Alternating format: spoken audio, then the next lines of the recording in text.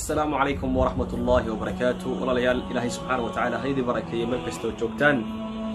وحان إن شاء الله تعالى ما أنت كهدي دونا سيدنا ودوكسونا والله ليال بشير رمضان بركة سنين مدة كهر مع المكهر أي بلا مطي ما أنت بشير رمضان مركة إنه صدح ميلاد مركة الله قيبي ولا هم ميلاد كم إذا بشير رمضان بركة سنين ويسيق بجبو بيسا وحا حري طبعا كيودن بي فضل جبدان لها وحري طبعا كأودن بي بشير رمضان بركة سن waxaa ku jira habeen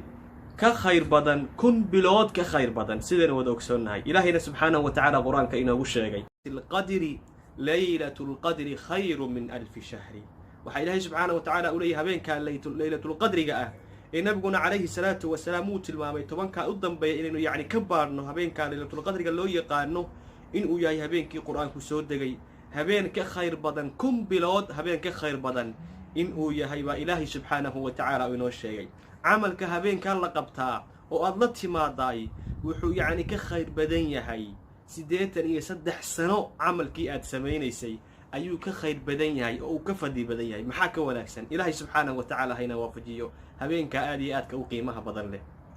walaalayaal tobanka u dambeeya nabigeenu calayhi salaatu wa salaam xaalkiisu sidee buu ahaa waxay leedahay ummuna Aisha radiyallahu anha ilaahi subhanahu wa ta'ala raaliha ka noqday ida dakhala al-ashr tobanka u dambeeyay bisha Ramadaan marka uu soo galo nabigu calayhi salaatu wa salaam shadda mi'sara macna waa kinaayo laga tilmaamayo dadaal dheeri ayuu nabigu calayhi salaatu wa salaam la iimaan jiray guntiga ayuu yaani dhiisha nabigu calayhi salaatu wa salaam isaga xiri jiray waa nabiga ilaahi calayhi salaatu wa salaam ayaa tobanka u dambeeya dadaal dheeri la iimaanaya bisha Ramadaan tobanka u dambeeya arrinka labada nabigu uu sameyn jiray waxa weeye ahya layla habeenkiisa ayuu nabigu calayhi salaatu wa salaam uu nooleyn jiray qiyaamul layl buu ku nooleyn jiray salaatul layl ayuu ku nooleyn jiray quraan akhris ayuu ku nooleyn jiray duco uu rabbigii baryay ayuu ku nooleyn jiray nabigu calayhi salaatu wa salaam arrinka saddexaad ee nabigu uu sameyn jiray wa ayqada ahla ehelkiisa ayuu nabigu calayhi salaatu wa salaam uu kicin jiray wanaaga iyo khayrka isagoo kaliya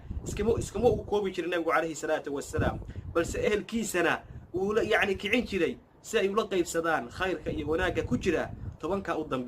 صدق ذا الريموت أينو لني مانو مركه رددال ديري أينو لني مانو لواتنكي هراء ضافي سأين يعني أود ذلك جري إن أود ذلك طبعا كأودن بشهر رمضان يعني هبين كيننا أينو قيام الليل قرآن أخرس أينو كنا لينو إهل كيننا أينو لقيب سنة وناجا وأينو خير كأوكعنو إن شاء الله تعالى إلها سيجعل السيلة إلى كبرى نجيو نفطر إلى فيه نبأ إلهي سبحانه وتعالى هيدي بركيه السلام عليكم ورحمة الله وبركاته.